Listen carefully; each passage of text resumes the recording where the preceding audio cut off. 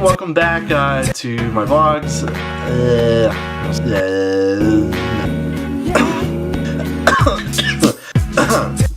What's going on? Welcome back to my channel, vlog, YouTube thing. I don't know what to call it at this point. I'm still trying to figure out my own head, but that's irrelevant because what matters is you're here now and you're watching whatever I'm doing. And today I am going to give you my predictions for the 90th Oscar ceremony, which will be on later tonight. Well, actually tomorrow night because I'm recording this the night before, but I'm releasing it the day of. So anyways, I want to give my predictions for all the categories, and I won't go as in depth of all 24 categories, but I'll definitely give you a good perspective about what I think is going to win this year for the Oscars. Just to give you a little bit of background, here are my top 10 movies of 2017, 1 through 10.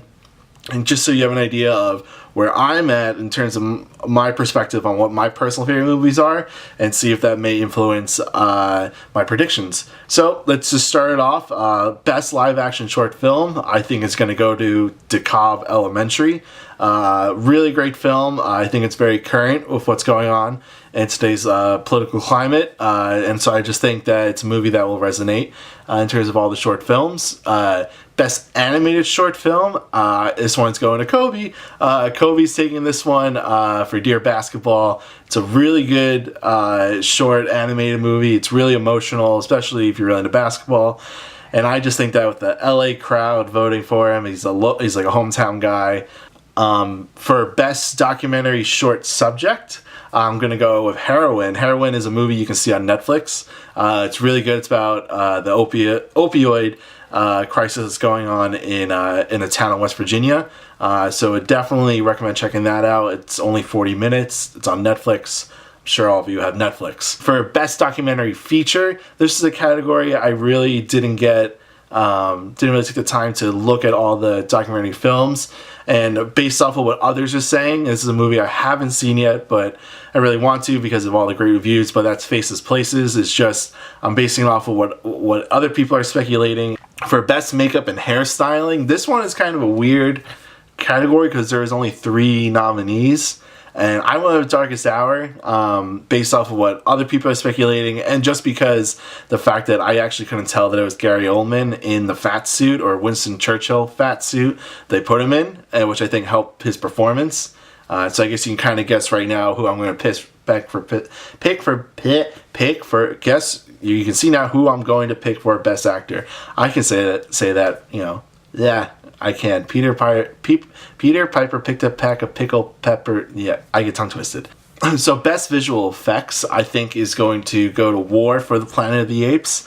Say that 5 times fast. So War for the Planet of the Apes, it's the 3rd movie in the new Planet of the Apes trilogy. And I think it finally is going to get the recognition it deserves for recreating gorillas for every actor in the movie.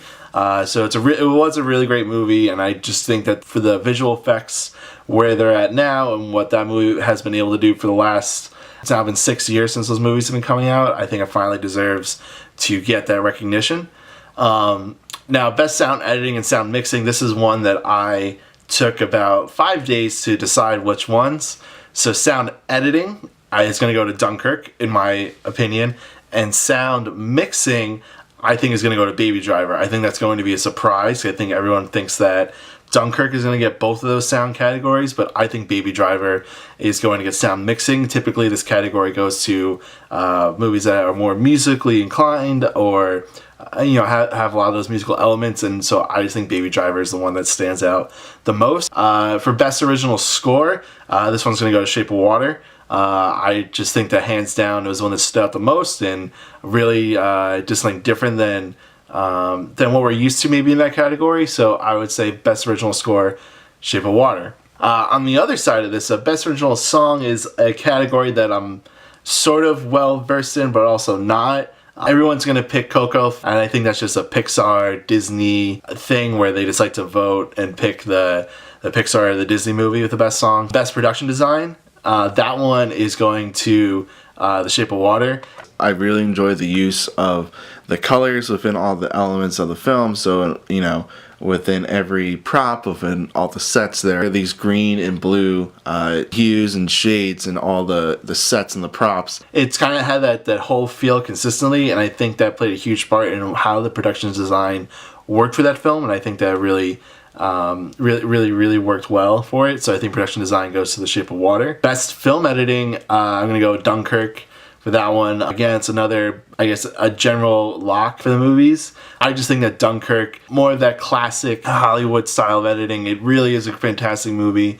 I don't think it's going to get enough recognition that it deserves because there's some other movies out this year. But I think for this one technical category in film editing, Dunkirk will win. Moving on to best costume design, you cannot help but to pick the one movie that's about costumes and fashion, which is Phantom Thread. There was this whole this essential subject of the movie, so I think that best costume design goes to Phantom Thread. So moving on to some of the bigger categories, this one is my hands on my knees. I hope this happens, and that's best cinematography to Blade Runner. It would go to Roger Deakins, so he deserves it. He's been nominated 13 times. This is his 14th. He's lost every one. He deserves it. Blade Runner was a beautiful movie. It was my #1 movie of the year.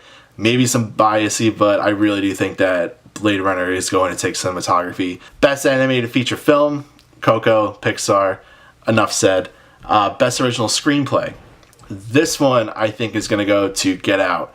I think this is going to be the only win for Get Out, and I think that it deserves best original screenplay. Had a lot of great lines in it, had a lot of suspense built in the script, all the characters were different, original narrative voice, it had a lot of mainstream success. I think best original screenplay will go to Get Out. Best adapted screenplay is going to go to Call Me By Your Name. Another movie that I unfortunately will only have this one win. It was my second favorite movie of the year. It was adapted from the book Call Me By Your Name. It was an amazing story. Could have won more maybe in another year. But best adapted screenplay, it will go to Call Me By Your Name. Going to best foreign language film. This is another category where I didn't take enough time to really take the time and research into the movie, so I apologize for that, but my prediction based on what others are saying is the Chile movie, A Fantastic Woman. But moving on, so now we're getting to the juicier categories. So this one is Best Supporting Actress, and I think it's been pretty obvious. It's going to be Allison Janney for I, Tonya. She was hilarious. She was over-the-top, huge character, person. I think it's going to Allison Janney. She deserves it. It's a long time coming. She's a phenomenal actress. Going now to Best Supporting Actor. This one, if you remember from seeing my last video, I was very upset about this category. And that's because I thought Armie Hammer should not have only been nominated for Call Me By Your Name for that category, but he should have won. I still personally am sticking to that. I do love Willem Dafoe's character, his role in the Florida Project. It would be, I think, the spoiler for this category, but I don't think he's going to win. I think that Sam Rockwell from 3 Billboards has this one in the bag. He's won every single award for this category in the past award show leading up to this. I think it's his to lose, and he truly did put on a great performance in 3 Billboards. Moving on to Best Actor, it's Gary Oldman in The Darkest Hour. I think that it was his year. He was hilarious. He was serious. He went all over the place with Winston Churchill, and I think it's Gary Oldman this year. It's a long time coming, and he deserves it. My next one is Best Actress, and this one is going to go to Frances McDormand, another strong favorite for this one. She was truly phenomenal in 3 Billboards. She was the movie. She was fierce. She was aggressive, and I really just liked her performance in 3 Billboards. So Best Actress, Frances McDormand. So on to Best Director. I have to say I'm sorry to Christopher Nolan, to Greta Gerwig, to Jordan Peele, to Paul Thomas Anderson, but this year it goes to Guillermo del Toro for The Shape of Water. What a truly beautiful movie. He directed the crap out of that movie. The horror genre, the fantastical beast kind of genre movies that he really loves to make, and he made this beautiful love story out of it. It looks amazing. It's told really well. I think that it's not just that he did a great job with Shape of Water, but again, the Oscars can sometimes come down to, well, this person kind of deserves it. It's their time to finally get it. And so I think that right now it's Guillermo del Toro's Oscar year for Shape of Water. And finally, the last category of the night is Best Picture.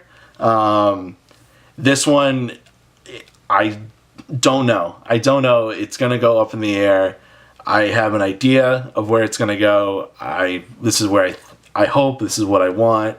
This is what I think. And I think it's going to go to Three Billboards Outside Ebbing, Missouri for Best Picture.